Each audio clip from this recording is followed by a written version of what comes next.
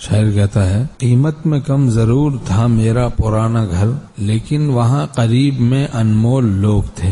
قیمت میں کم ضرور تھا میرا پرانا گھر، لیکن وہاں قریب میں انمول لوگ تھے۔ تو بعض لوگوں کا مزاج ہوتا ہے جہاں زیادہ پیسہ آیا بس وہ ایک دنیاوی اعتبار سے اس سے بڑھیا علاقے میں جانا چاہتے ہیں، پھر تھوڑا پیسہ پھر اس سے بھی بڑھیا، دین کی حفاظت پیش نظر نہیں رکھتے ہیں، بس ایک اسٹینڈرڈ ہو، لوگ واہ واہ کریں، جا ہو پہ جا کے تقاضے کو دراصل پورا کر رہے ہوتے ہیں۔ اس طریقے سے ہاں کسی کوئی دین کی خاطر سے جس جگہ بھی جاتا ہے، دین کا فائدہ ہے، ترقی ہے، حفاظت ہے، تو وہ مبارک ہے۔ دنیا کو دین پر ترجیح دینا یہ نہایت برا فعل ہے۔ میں اب بادہ نوشوں میں جا کر رہوں گا، میں اب جینے کا کچھ مزہ چاہتا ہوں۔ نیک صحبتوں میں اہل اللہ کے قریب رہے آدمی، جہاں اہل اللہ رہتے ہیں وہاں تو فرمایا رحمت برستی ہی ہے، اور ان کا خیال آ جائے اس سے بھی دل نور سے بھر جاتا ہے۔ حضرت تھانوی رحمۃ اللہ فرماتے ہیں، ہمارے شیخ رحمۃ اللہ فرماتے تھے ایسے ملکوں میں مت جاؤ جہاں بہت زیادہ بددینی ہے، وہاں رہ کے تم دین پہ قائم نہیں رہ سکو گے، خود اگر رہ بھی گئے اولاد اندیشہ ہے کہ بددین ہو جائے۔ تو اس پہ فرمایا دوستوں میں مجھ کو سوکھی روٹیاں، غیروں میں بہتر ہے از بریانیاں۔ نیک لوگوں میں چٹنی روٹی مل جائے، سوکھی روٹی مل جائے، زندگی گزار لو ایمان پر تاکہ خاتمہ نصیب ہو جائے، ہمیشہ ہمیشہ جنت کے ہم وارث بن جائیں۔ فادخلی فی عبادی وادخلی جنتی، اللہ تعالیٰ فرماتے ہیں داخل ہو جاؤ میرے خاص بندوں میں، داخل ہو جاؤ میری جنت میں۔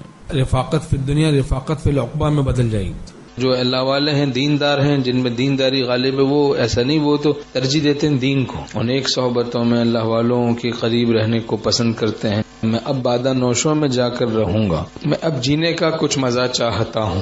تو جہاں دین سیکھے، اپنے شیخ کے قریب رہنا، تو یہ ہمارے حضرت والا رحمۃ اللہ کے احباب میں بھی یہی ذوق تھا۔ حضرت والا اس کو پسند فرماتے تھے، کوئی کسی علاقے سے قریب جا کے شفٹ ہو گیا، کوئی کسی علاقے سے قریب جا کے قریب چلا گیا، چونکہ دین سیکھنا آسان ہے، کسل سستی غالب ہے ہم لوگوں پر۔ دور جب انسان بہت چلا جاتا ہے تو پھر وہ دور ہی ہو جاتا ہے۔ بعض لوگ جاتے ہیں بے فلاں ملک میں، جبکہ یہاں پر ضرورت پوری ہو رہی تھی، اللہ تعالیٰ بقدر ضرورت بقدر سہولت عطا کر رہا تھا، لیکن بس وہ وہی فلاں ملک میں جانا ہے، تو دھن تھی دھیان تھا، بس وہیں جانا ہے، وہیں کمانا ہے، ہم بالکل دیندار رہیں گے۔ ان کی جو باتیں تھی بس وہ زبانی جمع خرچ کی حد تک تھی۔ تو بعد ایسا دیکھا گیا، مشاہدہ ہو گئے اور کمانے کی مشین بن گئے، پھر رفتہ رفتہ دینی زوال شروع ہو گیا۔ پھر وہی بات حضرت حکیم الامت تھانوی رحمۃ اللہ کی یاد آتی ہے کہ اپنوں کی معیت کو میں بڑا فضل عظیم سمجھتا ہوں حق تعالیٰ کا، کیونکہ دور رہتے ہو پھر وہ حالت نہیں رہتی، دل بدل جاتا ہے۔ حکیم الامت تھانوی رحمۃ اللہ فرماتے ہیں ایسا زیادہ کمانا جو اہل اللہ کی صحبت میں نہ جانے دیں، میں ایسے حلال پہ حرام کا فتویٰ دیتا ہوں کہ جس سے ایمان ہی برباد ہو جائے۔ اگر زیادہ کمانے لگو گے، ہمارے شیخ رحمۃ اللہ فرماتے تھے، تو میرے پاس کمانے لگو گے، اگر زیادہ کمایا تو میری بزم سے جلدی جانے لگو گے۔ چند دن رہنا پڑے دریائے اہل دل سے دور، تب پتہ چل جائے گا تو کس قدر پانی میں ہے۔ ہمارے شیخ رحمۃ اللہ نے فرمایا ایک آدمی دور بیٹھ گیا الگ تھلگ مجلس سے، تو فرمایا کہ دور رہو گے دور ہو جاؤ گے، دور رہو گے دور ہو جاؤ گے۔